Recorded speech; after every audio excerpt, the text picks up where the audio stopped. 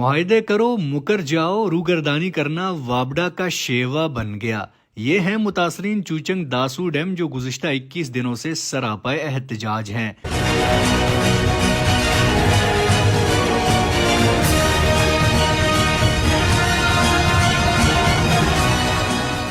وابڈا کی جانب سے 2015 میں 700 کنال زمین چوچنگ کے باسیوں سے سستے دام میں خریدی گئی اور 10 نکات پر مشتمل ایک معاہدہ کیا گیا۔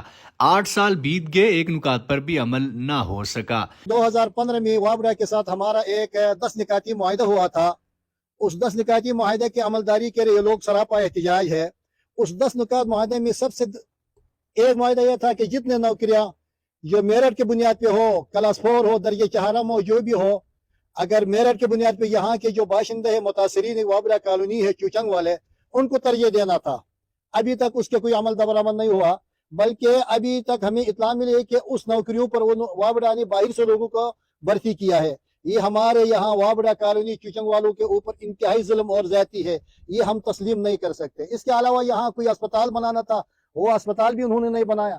یہاں جو نگاسی کا انتظام تھا، پانی کا انتظام تھا، بجلی کا انتظام تھا، اسی طریقے سے جو زندگی کے روزمرہ جتنے ضروریات زندگی تھی وہ یہاں کے لوگوں کے لیے میسر کرنے کا یہ وابڈا کی ذمہ داری تھی۔ ابھی تک کوئی عمل درآمد نہیں ہوا ہے۔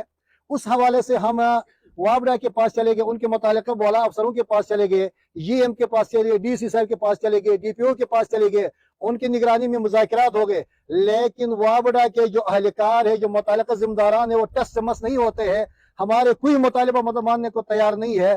اسی وجہ سے آج 19واں دن ہے، ہم یہاں سراپا احتجاج کر رہے ہیں۔ یہ جو آپ کو نظر آ رہے ہیں سارے وابڈا کالونی کے متاثرین ہیں۔ آپ کو پتہ ہے کہ آپ بھی بارش میں کھڑے ہیں، سارے لوگ بارش میں کھڑے ہیں۔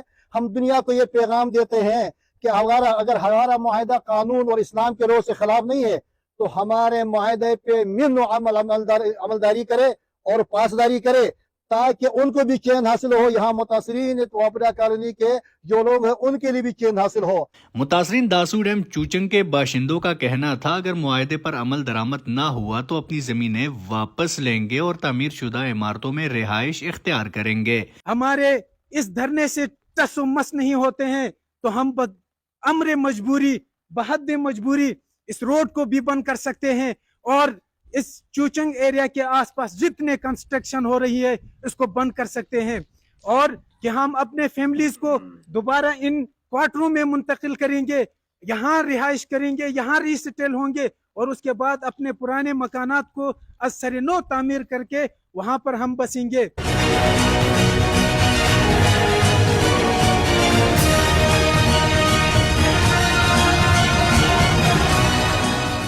متاثرین چوچنگ کی قربانی، متاثرین وابڈا کالونی کو قربانی، متاثرین وابڈا چوچنگ کی قربانی، وابڈا کے ناانصافی، وابڈا کے غنڈہ گردی۔